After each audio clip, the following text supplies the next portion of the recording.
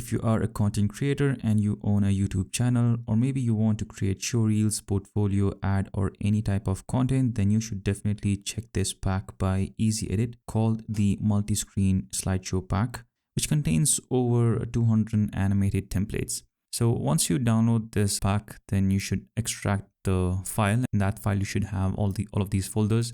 First of all, we need to install the fonts, otherwise you won't be able to work with this project. So go ahead in the fonts folder and install the fonts that are mentioned in this document. And once you install the fonts, then you can go to the projects folder over here, and inside you will find this DRFX file. So just simply double click on it to install it. If DaVinci Resolve is already open, then you should see this pop-up window where you can click on install. If DaVinci was already closed, then it will automatically open up DaVinci Resolve for you. So go ahead and click on install when this window opens up. Inside of your effects panel over here, you should see under titles, you will have multi-screen slideshow. And this slideshow pack has 4 different categories. So the first one is the creative category, and you can also scrub over to see the preview. And let's actually use this one. You can just drag and drop it, and you have all these controls over here in the inspector. So let me just extend this a little bit. So yeah, go ahead and change all of these settings. We have the media option over here. Just simply take your picture over here and just make sure you click on the title over here, the Fusion title, to see these settings. And you have to drag and drop this picture inside of this text that says Fusion title. So just simply drag and drop it, and it will replace that media inside this box over here, where you can now change the size and all that stuff right over here. You can change the position, the size, and the angle right over here. You can do the same thing with media too as well. I'm going to actually use the same image, just drag and drop it inside this text field over here, and it will change that for you. Cool. So then at the bottom you have the text controls. We can change the text, add, delete the text.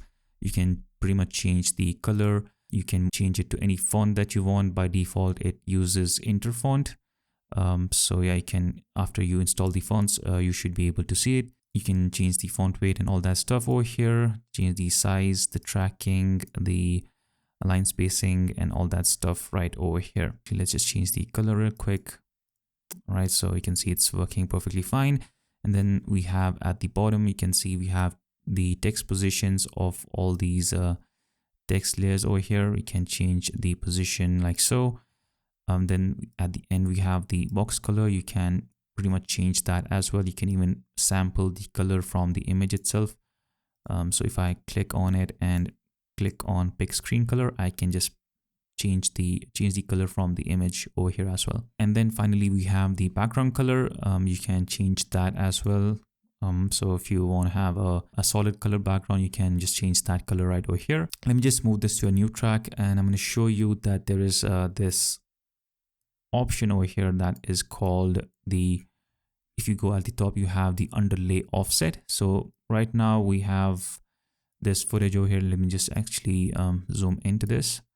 So if you play this right over here, you can actually see that it just simply fades in like that. But if you now toggle on the underlay offset over here, you click on that, and you will pretty much have a transition or movement or motion inside of your background image as well. So this is before, no animation in the picture, but if I now enable that, you will see that there is an animation in the picture as well. So let me just go to the playback, and I'm going to actually reduce the timeline proxy resolution to quarter so that I can play this smoothly. And there you go. So yeah, there are lots of templates to choose from in this category. You can scrub through and see which one works for you. Next thing is the intros category. So if I click on that, let me just get rid of this. We have intros, and then there is a duration mentioned as well. So this is a 13-second long intro. You can drag and drop it, and you can actually play this and see how it looks. So again, the controls are pretty much the same. You can drag and drop your image inside this, and that says media in one. And you should see your image right over here. So there are basically 4 placeholder images that you can change. Let me just actually replace all of these images. So there you go. You have this really cool layout that you can use in your intros. And then at the end, we should see a text as well. So if you scrub through, you can see that the animation ends pretty early, but as you can see, there are some extra controls over here. For example, the text over here.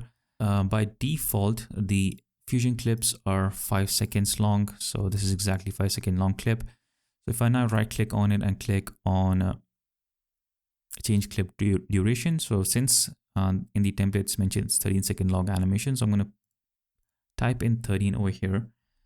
So 13 seconds and click on change. And now you will have an entire animation over here. And I can see that you can change the text, right? Or, make changes over here. Controls are pretty much the same. So I'm going to get rid of this. The next category is the basic category. So let's just actually choose a really nice layout over here. So let's just use this one. And it has the same controls as the one in the creative section. So let's just drag and drop our asset inside of the media placeholders over here. This one has the frame on and off option as well, so which is pretty cool. So you can toggle it on and off. And the underlay offset, as you know, it will animate the picture, the background picture.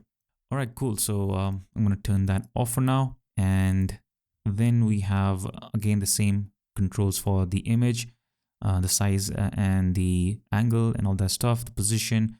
And then at the last, we have the ability to change the background color as well. So that is pretty cool. So let's just actually, I'm going to delete this. Let's go to the next category over here, and we have the vertical category as well. And of course, we need to change the composition size. So right click, I'm going to create a new timeline and uncheck use project settings, go to format, click on this checkbox that says use vertical resolution, click on create. Let's drag and drop this first one. And you can see that we have this cool layout and simply just the controls are pretty much the same now. You already know what this does. Drag and drop your asset, and then you have this really cool animation. So again, we have the frame on and off checkbox, and then we have the underlay offset, which you already know what it does. You can stretch out the animation as well if you want. You can change their duration. Like I showed you in the previous example, you can right click on change clip duration, and you can type in your custom time over here, and it should still work. Go ahead and check out all these vertical resolution animations. So there are 12 animations in this category. In the basic, we have around 124 of these, and in the intros we have 21, and then in the creative we have around 49 creative templates in this category. So yeah, there you go. That's how easy it is to use this pack. I think it will really improve your overall video quality. You don't have to spend hours and hours to design all of this stuff. It's already designed. The layout is already nice. All you have to do is just change the text and edit your own media. So yeah, that is pretty much it. Do check the link in the description if you are interested in this pack. Thank you so much for watching, and I will see you guys in the next one.